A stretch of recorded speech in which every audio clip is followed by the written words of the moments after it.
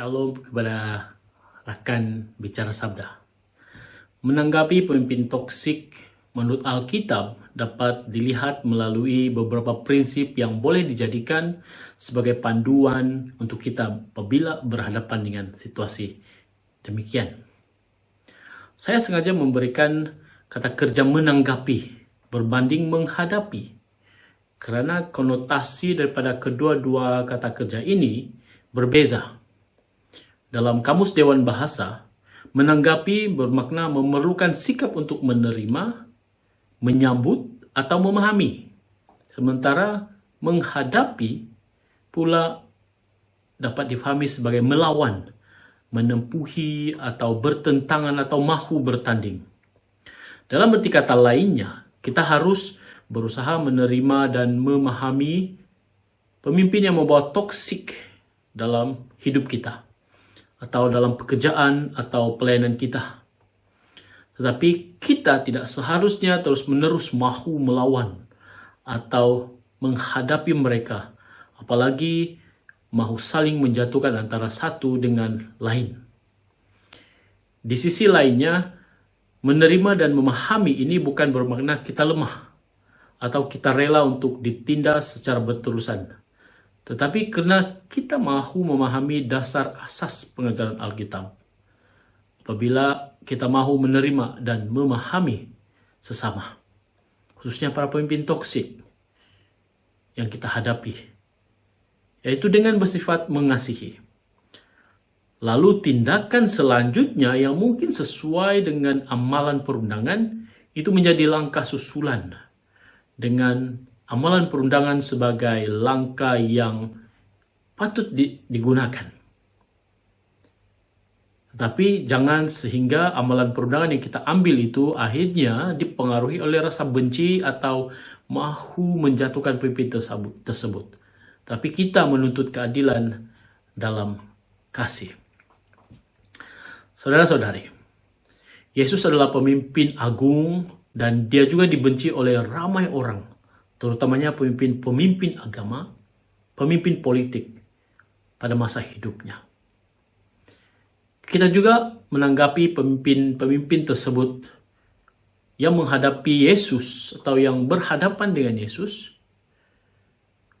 dengan usaha mereka untuk mengutuk Yesus dan mahu membunuh Yesus. Tetapi Yesus menanggapi pemimpin-pemimpin tersebut dengan penuh kasih sayang. Yesus tidak mengutuk mereka, tetapi menunjukkan kasih kepada mereka.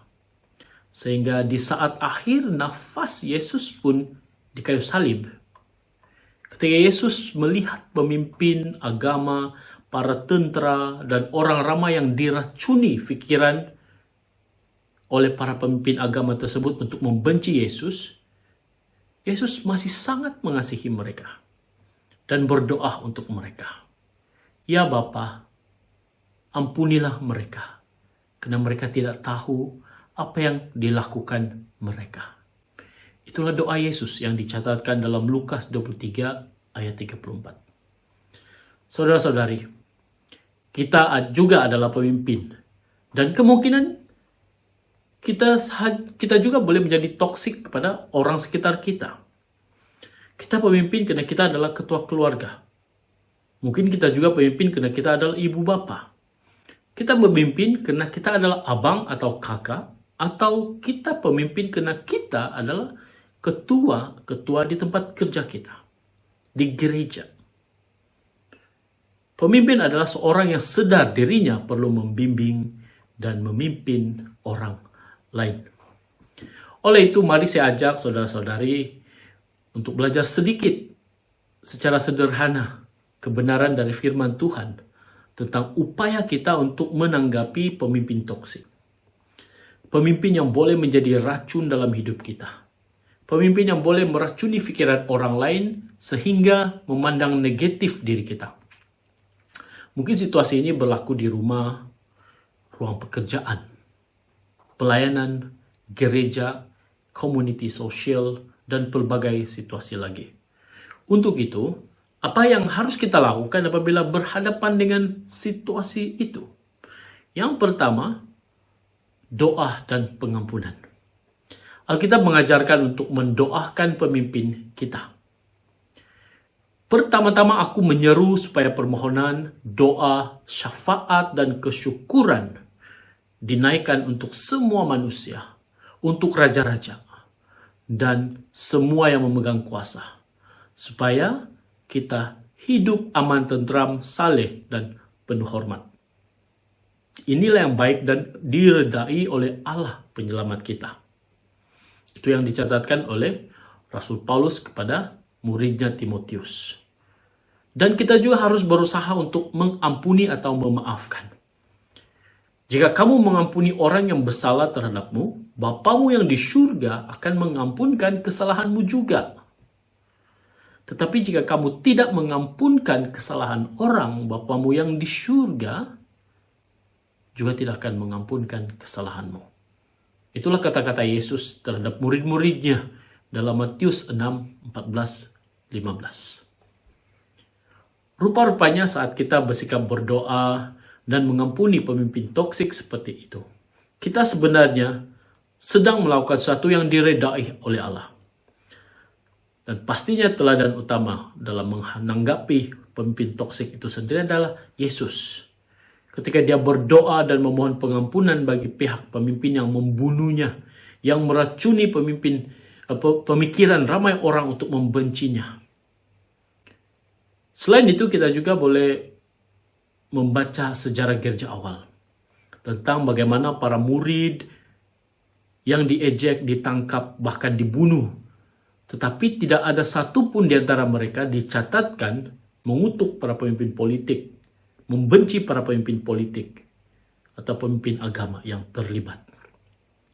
Kisah lain yang saya boleh petik adalah kisah Stefanus dalam Kisah Para Rasul bab 7 dan 8. Dia melayani para janda dan orang miskin.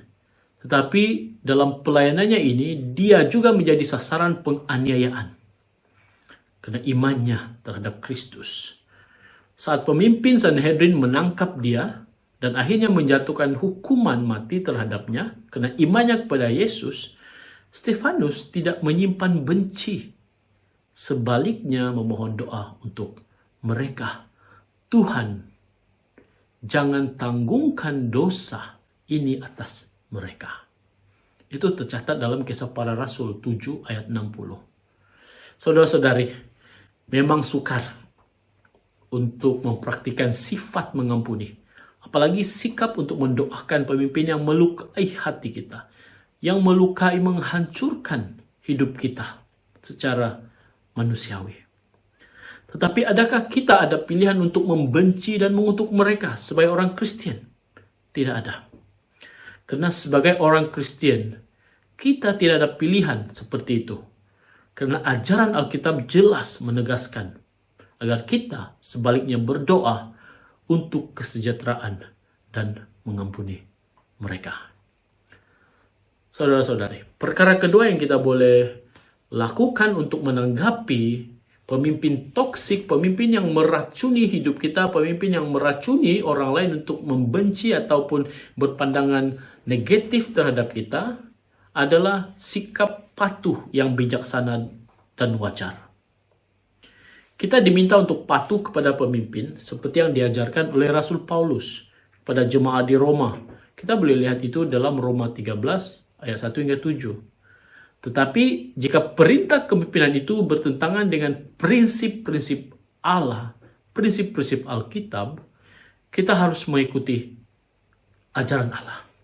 Petrus dan Rasul yang lain menjawab ketika mereka berada di hadapan para imam yang melarang mereka untuk mengajarkan ajaran Yesus. Mereka berkata, kami harus taat akan Allah, bukan manusia.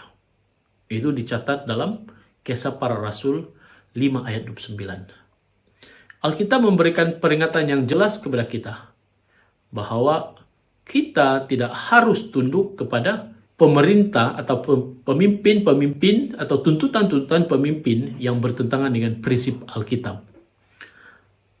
Alkitab juga memberikan peringatan tentang pemimpin yang salah seperti para imam majelis agama dan menekankan pentingnya kebijaksanaan dalam hubungan kita dengan para pemimpin. Seperti yang dituntut oleh penulis Amsal dalam bab 4 ayat 7. Hikmah adalah yang paling utama. Perolehlah hikmah, dan dengan segala pemerolehanmu, yaitu pemerolehan hikmah, itu perolehlah pengertian. Kita harus patuh kepada pemimpin-pemimpin yang berada di sekeliling kita. Itu yang dimaksudkan oleh Paulus dalam suratnya pada jemaat di Roma. Tapi patuh itu harus dengan bijaksana yang wajar, yaitu garis penentunya adalah apabila perintah-perintah dari pemimpin agama atau pemimpin sekitar kita bertentangan dengan prinsip Allah, maka kita harus memilih, memprioritikan perintah Allah berbanding perintah mereka. Contoh lain, pemimpin atau tokoh toksik yang suka meracuni orang percaya dengan usaha menyimpang penyembahan kepada Allah lain adalah dalam kisah para rasul, dalam kisah perjanjian lama, yaitu Raja Ahab dan Ratu Isabel. Itu kita boleh lihat kisah mereka dalam 1 Raja-Raja bab 16 hingga 22. Secara ringkasnya saya boleh katakan seperti ini terhadap kedua pribadi ini. Kedua pemimpin ini dikenal kena kejahatan, ketidaktaatan terhadap Allah, dan penindasan terhadap orang-orang yang beriman kepada Allah. Ahab dan Isabel adalah pemimpin yang membawa racun kehancuran kepada bangsa Israel. Lalu Nabi Elia memberikan amaran dan peringatan kepada mereka bahwa dosa-dosa mereka lah yang telah membawa hukuman Allah kepada bangsa Israel. Pemimpin toksik seperti Ahab dan Isabel ini sering wujud di persekitaran kita. Mereka mungkin mempengaruhi kita untuk mengikuti tindakan salah mereka. Tidak payah pergi ke gereja pada hari ibadah, hari Ahad. Lebih baik kita main bersukan di sana. Lebih baik kita bersukaria. Hanya Ahad waktu kamu untuk bercuti. Tidak payah datang untuk menyembah Tuhan. Lalu kita tidak mau, lalu mereka mau singkirkan kita dari grup atau dari kumpulan. Tidak apa. Itu bukan pilihan utama kita, yaitu mengikuti mereka. Nah, pemimpin seperti ini, seperti yang saya katakan tadi, wujud di persekitaran kita. Mereka mempengaruhi kita untuk mengikuti tindakan salah mereka, mengugut kita jika kita tidak mau mengikuti tindakan salah mereka, mengugut kita dengan cara yang salah, bahkan mengancam nyawa kita jika kita merancang untuk melaporkan salah laku mereka kepada pihak yang berkuasa. Ianya pasti menakutkan, sehingga tidak kurang daripada orang-orang percaya yang terjebak, terperangkap dengan ugutan itu dan akhirnya mengikuti cara mereka. Tetapi saudara-saudari, jika kita benar-benar beriman kepada Allah yang Maha Kuasa, kita tidak harus tunduk pada pemimpin seperti ini. Sebaliknya kita harus taat kepada pemimpin atau kepada perintah Allah, kepada apa yang diajarkan di dalam Alkitab. Kebenarannya, itulah yang melingkupi atau menutupi kehidupan kita seumur hidup kita. Saya pasti dan percaya bahwa kebaikan dan kebajikan Allah akan menyertai kita sepanjang masa. Allah yang berdaulat tidak mungkin akan membiarkan kita hilang akal. Sebaliknya, memberikan kita hikmah dan kebijaksanaan untuk mengendalikan situasi seperti ini. Karena itu tetaplah berwaspada dan bijaksana dalam menghormati pemimpin-pemimpin di sekitar kita. Tetapi dalam masa yang sama, ingat, pemimpin toksik seperti ini wujud di sekeliling kita. Tetapi patuhilah perintah Allah. Yang keempat, saya ingin membawa kita kepada sikap hati kita dalam menanggapi pemimpin-pemimpin toksik, yaitu memiliki kebenaran dan kesabaran. Berbicara kebenaran dengan kasih. Kita sentiasa bercakap benar dalam kasih dan bertumbuh dalam segala hal ke arah Dia yang menjadi kepala, yaitu Kristus. Itu dituliskan oleh Rasul Paulus kepada jemaat di Efesus. Maksudnya adalah salah satu yang kita boleh pahami daripada kata-kata ini adalah kita mau bertumbuh kepada segala hal-hal yang benar dalam kasih, termasuk ketika kita menghadapi pemimpin toksik. Karena yang kita mau miliki dalam hidup kita adalah kebenaran daripada Kristus itu sendiri. Tetapi ketika kita mau menyatakan kebenaran itu serta menegur kesalahan ataupun menanggapi pemimpin toksik di hadapan kita, kita juga harus menunjukkan kesabaran. Seperti yang diajarkan oleh Rasul Paulus kepada para pemimpin dalam suratnya kepada Timotius mengenai hal-hal kesabaran dan kasih. Hamba Tuhan tidak harus berkelahi. Sebaliknya, mereka mestilah lemah lembut kepada semua orang, pandai mengajar, sabar, dan rendah hati menegur orang yang menentang. Semoga Allah membukakan hati mereka untuk bertaubat supaya mereka mengenal kebenaran. Itu dicatatkan dalam 2 Timotius 2 ayat 24 hingga 25. Kisah lain yang kita boleh lihat daripada Alkitab adalah pemimpin yang ditegur dengan kebenaran dan dengan pendekatan sabar. Ada dalam Perjanjian Lama. Nah, ini merupakan antara tesis saya dan topik khas dalam tesis saya dahulu, yaitu kisah atau pendekatan Nabi Nathan ketika dia menegur Raja Daud yang ada dalam 2 Samuel bab 12. Di mana Nabi Nathan menegur Raja Daud ketika Daud telah berdosa karena berzina dan memperistrikan Bathsheba. Bahkan berdosa karena membunuh suami Bathsheba, Uria.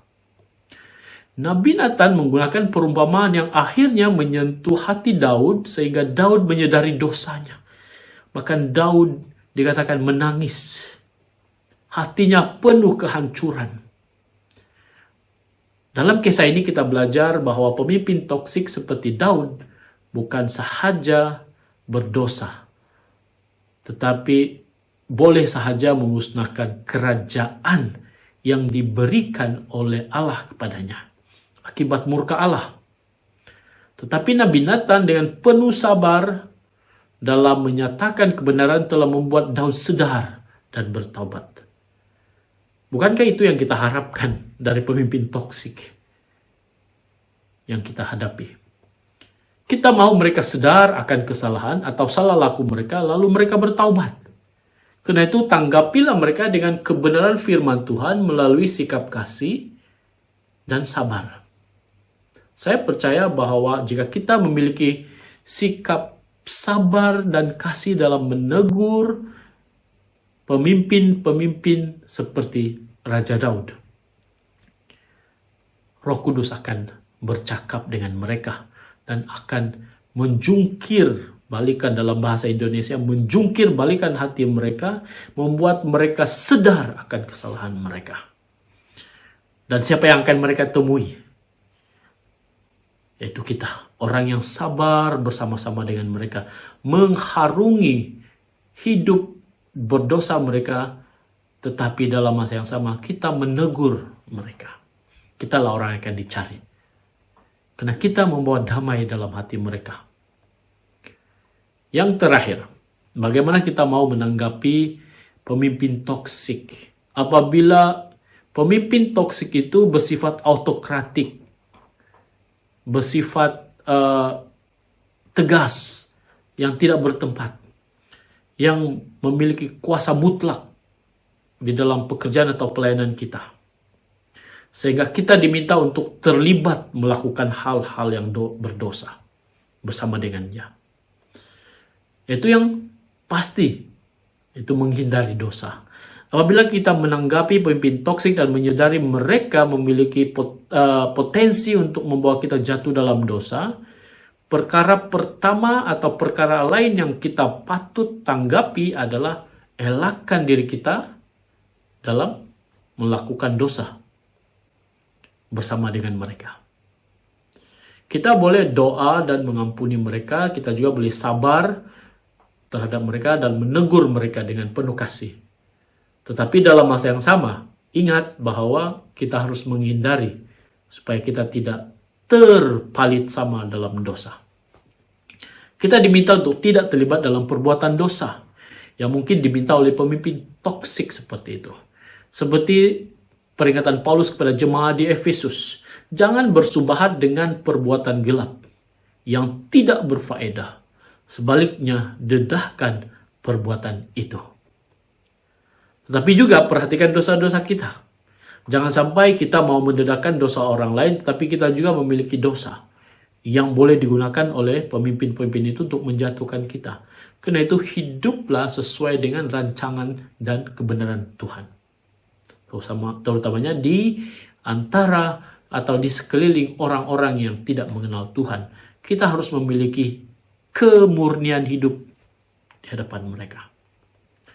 Contoh lain yang saya boleh ambil daripada poin ini yaitu pemimpin atau orang percaya yang tidak jatuh dalam dosa meskipun coba dipengaruhi oleh pemimpin toksik, yaitu Daniel dan juga rakan-rakannya, di mana mereka menolak untuk menyembah patung emas yang didirikan oleh Nebukadnezar.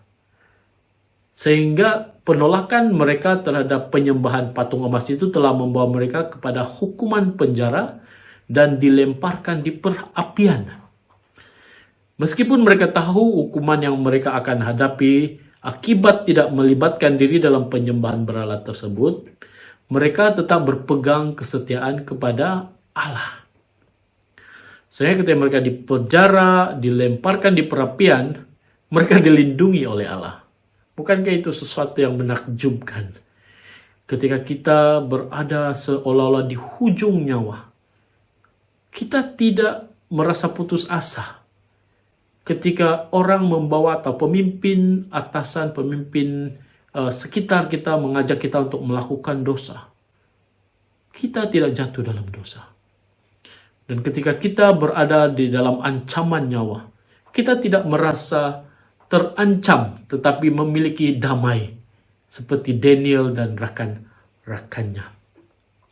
Kalau kita melihat kesimpulan daripada kehidupan Daniel dan rakan-rakannya ketika mereka dijatuhi hukuman oleh Nebukadnezar, kita dapati bahwa tidak ditemukan sikap benci dari Daniel terhadap Nebukadnezar. Sebaliknya, dia tetap mengasihi dan melayani Nebukadnezar di istana, menunjukkan kesetiaannya kepada Nebukadnezar sebagai pemimpinnya. Tetapi dalam masa yang sama, dia dengan tegas menunjukkan kesetiaannya kepada Allah di hadapan Nebukadnezar.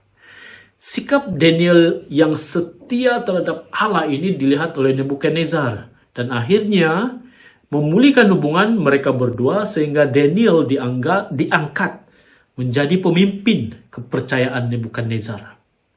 Sehingga Nebukadnezar dalam mengalami pemulihan hubungan di antara dengan Daniel, dia juga mengalami perubahan hidup, yaitu dia mengakui kebesaran dan kemuliaan Allah yang disembah oleh Daniel. Saudara-saudari, matlamat utama kita menjadi orang percaya adalah untuk menjadi duta kerajaan Allah di dunia ini. Di mana kita berada, dengan siapa kita bersama, kita dituntut untuk menjadi seperti Daniel yang mempertahankan iman. Sehingga orang atau pemimpin toksik itu mengagumi kekuasaan Allah yang benar. Filipi berkata, Allahku akan memenuhi segala keperluanmu menurut kekayaannya di dalam Yesus Kristus. Jadi apa yang kita perlukan apabila kita berhadapan dengan pemimpin toksik seperti Nebukadnezar, yang siap untuk membunuh, yang siap untuk mengancam nyawa kita? Apa yang kita perlukan? Iman. Kita memerlukan iman diteguhkan oleh Allah. Dan iman kita itu adalah berdasarkan kepercayaan kita kepada Tuhan kita, yaitu Yesus Kristus. Karena itu firman Tuhan dalam Filipi itu berkata, Allahku akan memenuhi segala keperluanmu menurut kekayaannya di dalam Yesus Kristus.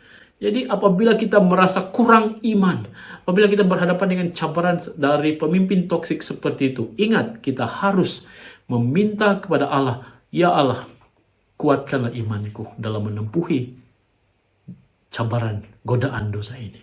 Itulah yang kita harus lakukan apabila kita berhadapan dengan pemimpin toksik seperti ini.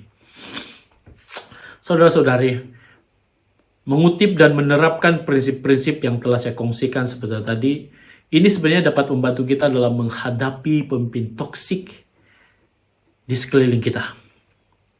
Berdoa dan memohon pengampunan Allah untuk mereka, patuh tetapi bijaksana ketika bekerja bersama mereka, tetap hidup dalam menyatakan kebenaran, dalam sikap sabar, serta jangan ikut serta melakukan dosa bersama mereka. Jika kita dapat menanggapi pemimpin toksik dengan cara-cara ini, saya yakin dan percaya bahwa Allah akan bersikap adil kepada kita dan Dia akan sentiasa menyertai kita ketika kita dihadapkan dengan pemimpin toksik. Dalam setiap poin ataupun dalam setiap prinsip yang saya berikan seperti tadi, juga contoh-contoh kisah yang saya kutip dalam Alkitab, yang menunjukkan dampak yang negatif daripada kepemimpinan yang toksik. Dan kita juga belajar untuk menyoroti pentingnya ketaatan kepada Allah serta penolakan terhadap kejahatan. Kitab suci menunjukkan bagaimana Tuhan yang akan bertindak untuk melindungi, memimpin dan menghiburkan umatnya dalam menghadapi pemimpin yang tidak benar. Pemimpin yang meracuni kehidupan kita, pemimpin yang salah, pemimpin yang mengajak kita untuk melakukan dosa. Dunia pada masa-masa ini menuntut kita untuk mengikuti cara hidup mereka. Tetapi ingat, kemiskinan itu sudah kita ketahui berlaku di seluruh dunia. Ramai juga orang yang berusaha menjadi kaya dengan mengikuti pemimpin-pemimpinnya, mengambil rasuah. Ramai juga yang mahu menaiki pangkat dengan lebih cepat dengan memijak pemimpin atau orang-orang bawahannya sehingga dia kelihatan yang melakukan semuanya. Kita juga melihat ada pemimpin ataupun kita juga mahu menjadi pemimpin yang paling berkuasa. Sehingga kita mahu memusnahkan orang di sekeliling kita, termasuk keluarga, termasuk anak-anak, termasuk gereja. Kita mungkin menjadi pemimpin toksik seperti itu. Karena itu saudara-saudari, marilah kita bersama-sama menanggapi pemimpin-pemimpin toksik seperti itu secara alkitabiah, secara rohani. Semoga Tuhan terus-menerus melindungi dan memimpin kita. Terima kasih. Saya harap kita dapat belajar serba sedikit daripada apa yang saya kongsikan ini secara sederhana. Tuhan memberkati.